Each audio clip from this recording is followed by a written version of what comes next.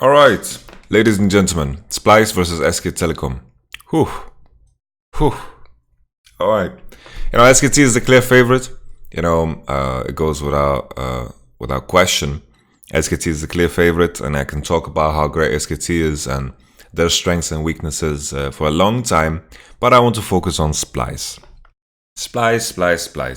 After the series against Unicorns of Love, I had very little faith again for Splice, and that series looked like a disaster. There was even a game where they got stomped by the Unicorns, and Unicorns is not a crazy good team, right? Splice coming into the group stage, they were kind of limping because they showed everything that they want to have in draft. They showed every part of their idea, and they showed the reliance on Gangplank, and Splice have managed in groups to still make it happen, make it work. They took a win off of FPX, and their group stage has been relatively, better in comparison to what their play-ins was, which shows a lot of growth. I'm happy to admit that, I predicted Splice to not get out of groups, but with the small asterisk that I had very little research on the other two teams, and Gigabyte Marines and J Team were not as, they were not worse. I mean, they were worse than Splice. So Splice definitely showed a lot of growth throughout the group stage. They showed a level of proactivity. They showed a level of calmness, and I think Splice looked very comfortable playing on stage. They lost the tiebreaker against FPX and a game against FPX. That was a very grueling first game, but Splice definitely managed to get through the group stage with their Chogats and their Gangplanks. With that being said, I want to focus in on what Splice needs to do in order to beat SK Telecom, and I think it starts from minute one. Their proactivity has been slow and safe, which is a good thing in a lot of cases. But when you're facing an opponent that is clearly better than you, then you need to definitely level that up. I want Splice to attack from level 1, find ways to invade, find ways to divide the map, find ways to creatively take the enemy jungle, throw Clid off, use the sweepers to put SK Telecom in the dark. SKT want to be they want to be in control. They want to know as many variables as possible. They don't want to take any risks in this particular matchup. They understand that they are the better team on paper. They want to stabilize as much as possible. And it's important for Splice to understand this. They need to attack SK Telecom in a way that just breaks down their system, and that starts from minute 1. So I mentioned level 1. After that, go for the level 2 ganks. Go for the invades. Continue the onslaught. You can divide the map. Maybe save your TPs to continue spreading this pressure, because SK Telecom most likely are going to save their TPs. They're going to look to play the lanes hard, and then they're going to use their TPs, and then they're going to look to stabilize, because this is the SKT approach. They're looking to gain advantages through lane, spread that pressure through vision, and then keep the TPs to stabilize the game. You need to throw some wrenches into this system, because if SKT stabilizes and reaches mid-game with a slight advantage through lanes, most of the time, if not every time, Splice is going to be on the losing end. Unless, we talked about the aggression we need from Splice. They need to be proactive. They need to jab. The best analogy I would use is, this is Conor McGregor versus Floyd Mayweather in a boxing match. Conor McGregor, maybe he can throw some knockout punches, but Floyd Mayweather is very experienced. If you're trying to last the 12 rounds against SKT, which is Floyd Mayweather, you're going to lose. He's going to outpace you, he's going to outbox you, he's going to outskill you. So how does Conor McGregor win? He needs to throw some big punches, needs to throw some haymakers, he needs to get some damage in there, he needs to shock, he needs to make SKT feel that they can bleed. It's very, very important.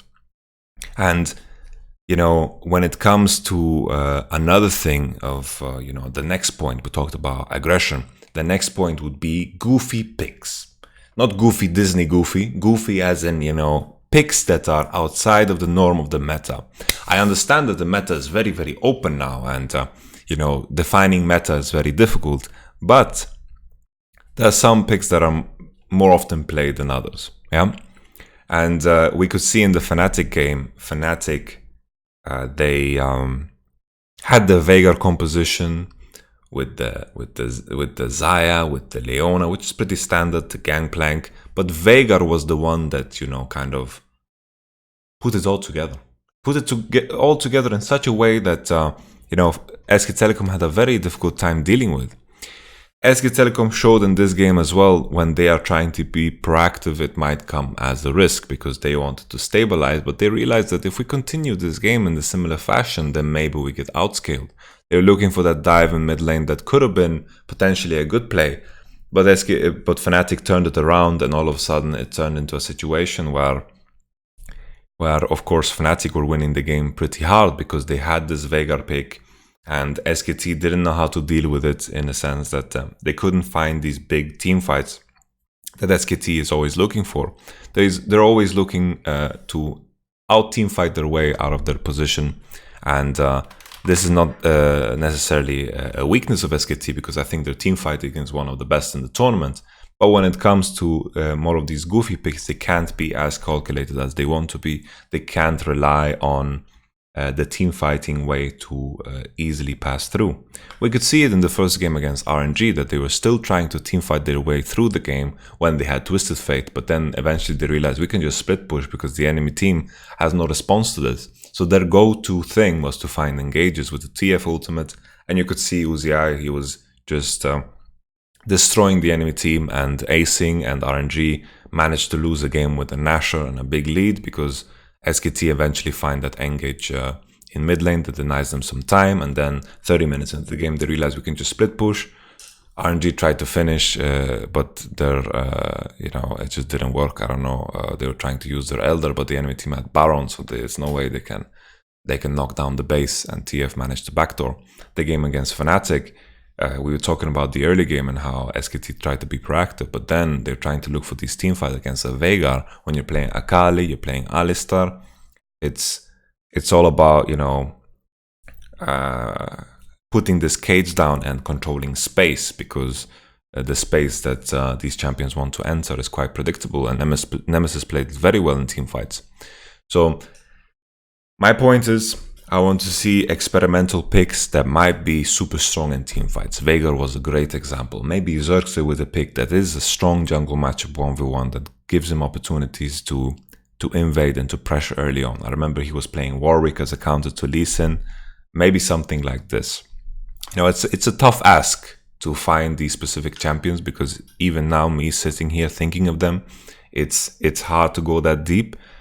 But this is what is necessary for Splyce to beat SKT. They need to be aggressive from minute one. They need to pressure, push. They need to never slow down, which is the tough ask from Splyce. They like to be slow and methodical, but SKT are the masters of slow and methodical. And that's not the approach you can go against SKT. If Splyce comes into the first game and they have a draft with okay matchups, they have some opportunities, maybe a strong 2v2 mid or something like this, then I will have no faith in the game. I have very little faith to begin with, because my prediction is that SKT is going to win 3-0, which is only natural considering the lane matchups here. Because SKT's approach is going to be straight up, we have stronger lanes, we're going to spread the pressure, Klid is just going to make sure that the lanes don't get ganked, he's going to try to mirror Xerxes. The enemy top laner plays very weak lane champions that can be punished, whether it's Gangplank, whether it's Cho'Gath, whether it's Poppy or whatever else you might think of. Khan has the right counter picks for these champions. And the top laners over in Splyce's group, they weren't that impressive. The opposition was not that great, and I think Vichichachi got away with a lot. But at the same time, Vichichachi had a decent performance. His Cho'Gath, it definitely shows that he has a lot of experience on this champion. He did a lot of good things on Cho'Gath. I don't want to take too much away from Vichichachi's performance, but his champion pool might be an issue coming into a matchup against a player that is so well-rounded as Khan, because Khan has had a good tournament. He's gone under the radar because people always